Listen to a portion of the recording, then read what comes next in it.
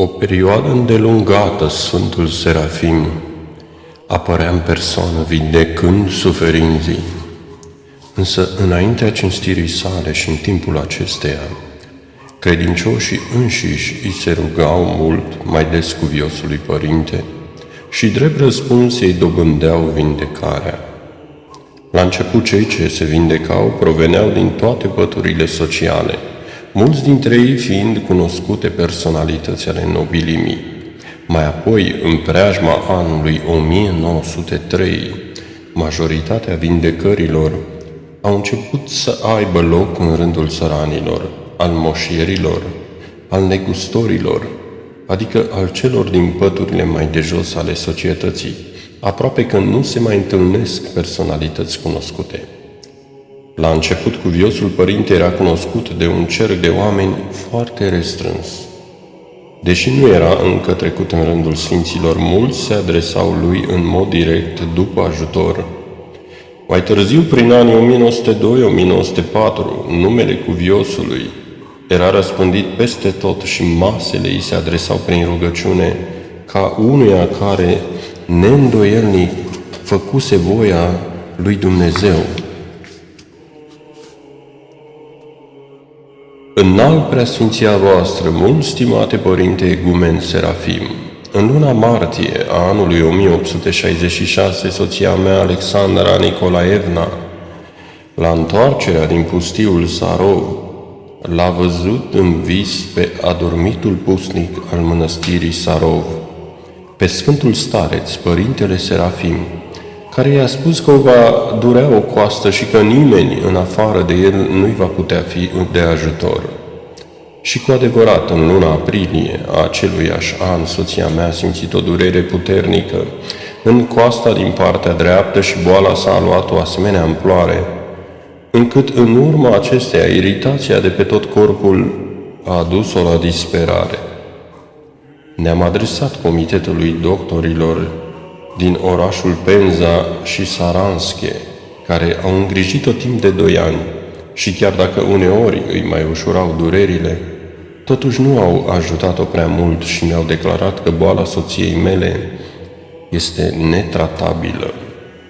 Eu însă, având credință în puterea rugăciunilor Sfântului Stareț, Părintele Serafim, și amintindu-mi de semnul pe care l-a trimis soției mele prin vis, împreună cu întreaga mea familie în luna septembrie a aceluiași an, am plecat spre pustiul Sarov, unde, aflându-ne până în data de 18, ne-am învrednicit a ne împărtăși cu Sfintele Taine și a fi prezenți la Te Deum din fața icoanelor împărătești cerești, a izvorului ei dătător de viață, la Panihidia din chilie și la mormântul Sfântului Părinte Serafim.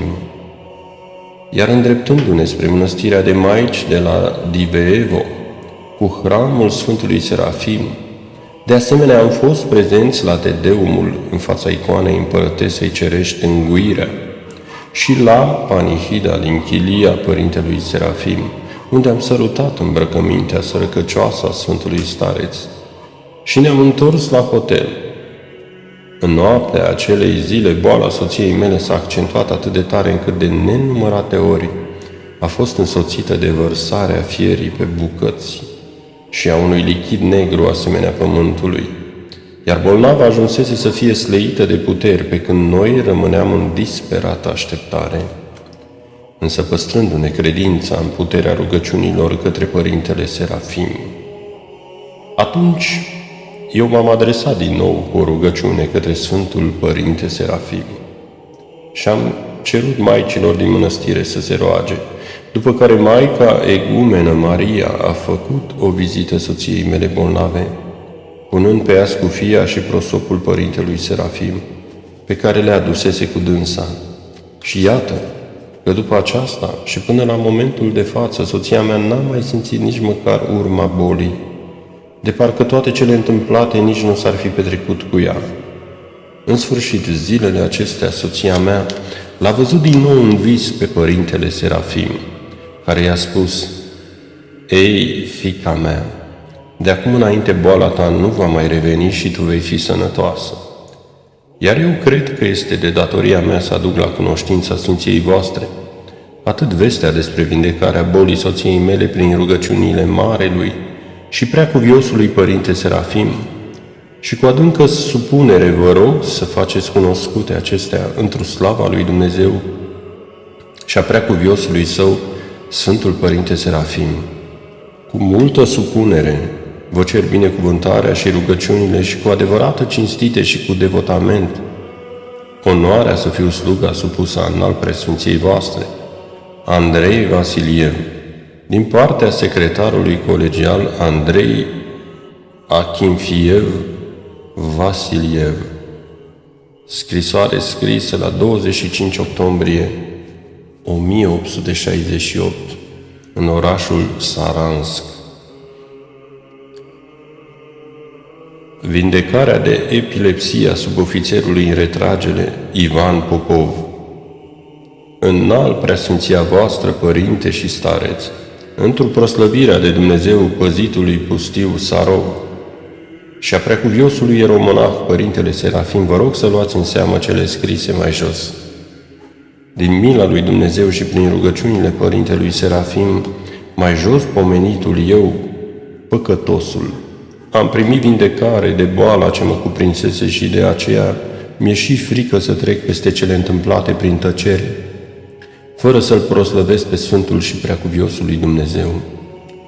Eu m-am bolnăvit în luna ianuarie anului 1863, din câte părea, de epilepsie ce începuse să mă chinuiască și să mă doboare.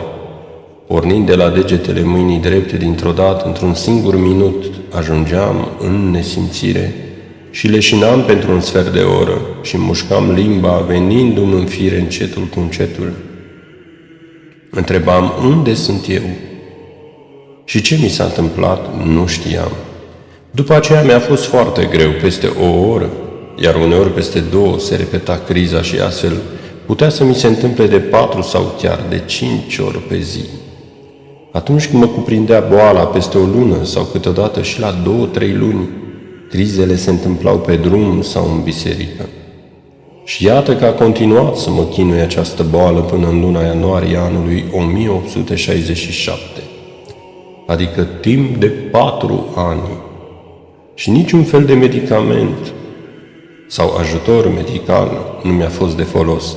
Însă în luna ianuarie a acelui an, negustorul Ciudinov mi-a dat cartea cu descrierea completă a vieții Sfântului Părinte Serafim și m-a sfătuit să făgăduiesc că voi merge să mă rog în pustiul Sarov, unde eu, păcătosul, am și ajuns la mănăstire, chiar în același an de sărbătoarea Sfinților Apostoli Petru și Pavel. Și chiar din ziua în care făcusem acea promisiune, slavă lui Dumnezeu, și până astăzi eu sunt deplin sănătos, cum eram odinioară și proslăvesc numele Preacuviosului rob al lui Dumnezeu Serafim. La acestea mai adaug și sărăcăcioasa mea jertfă pentru slujirea Panihidei la mănăstire. 2 ruble. Eu, păcătosul, subofițerul în retragere Ivan Popov, cel ce am fost vindecat, domiciliez în patrie, în gubernia Volgograd, județul Velisc, regiunea Nikiforovsk, în satul Iacovlevsk. Și vă rog din suflet înalt preasfinția voastră să luați în seamă vindecarea mea, să o treceți în monument sau în registre și să nu uitați și de mine, păcătosul, înștiințindu-mă de primirea acestei scrisori. De exactitatea și adevărul relatat în cele scrise mai sus vă pot încredința rudele mele și slujitorii bisericii din parohia mea cu atașarea pecetei bisericești. Eu, păcătosul, subofițerul în retragere Ivan Popov, cu propria mână am scris adevărul curat și am semnat acestea. Fratele meu, Semion Popov, a semnat în numele său și al surorilor necărturare Xenia și Agripina. Nepotul Alexandru, de asemenea, a semnat și el. La fel a făcut și un alt nepot, Andrei Teofilov.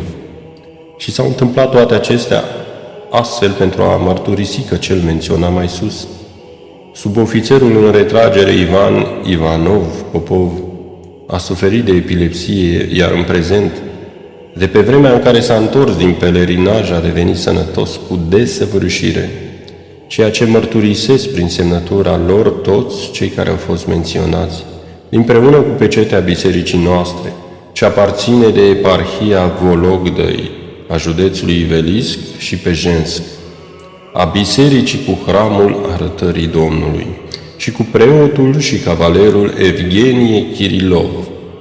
Semnează de asemenea și părintele său duhovnicesc, părintele Pavel Zemleanițăn, părintele Alexei Kirilov, diaconul Nicolae Ioanov Levitski, diaconul Lavrentie Semenov Makarov. Scrisoare scrisă în 22 iunie 1869.